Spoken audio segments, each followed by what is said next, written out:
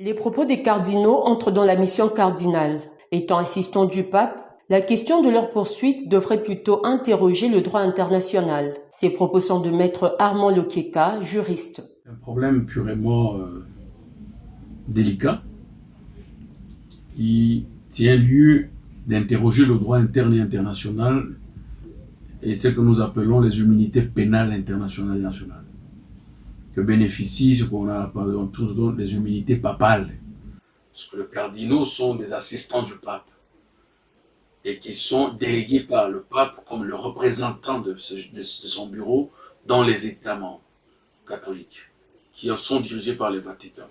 Est-ce que sont-ils poursuivables comme le commun des mortels? Est-ce que peuvent-ils être soumis à une pression judiciaire?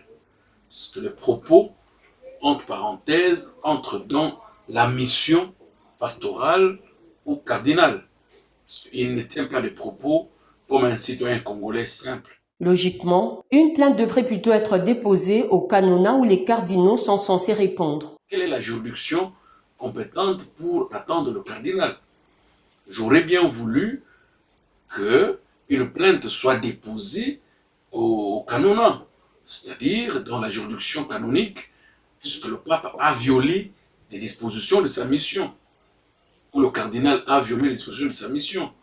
Et ça serait un acte utile au cas où cette juridiction-là se déclare incompétente, par exemple, ou déclare l'impossibilité de s'attendre, le cardinal est remis par ses autorités qui l'ont envoyé dans le pays où il a commis le fait.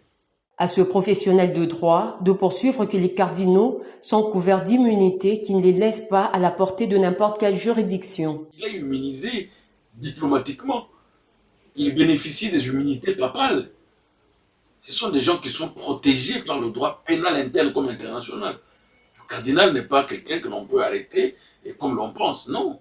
Rappelons que le procureur près la Cour de cassation venait d'ordonner l'ouverture d'une information judiciaire à l'encontre du cardinal Fridolin Ambongo. Firmin Vondé accuse ce prélat catholique d'avoir tenu des propos de nature à décourager les militaires au front.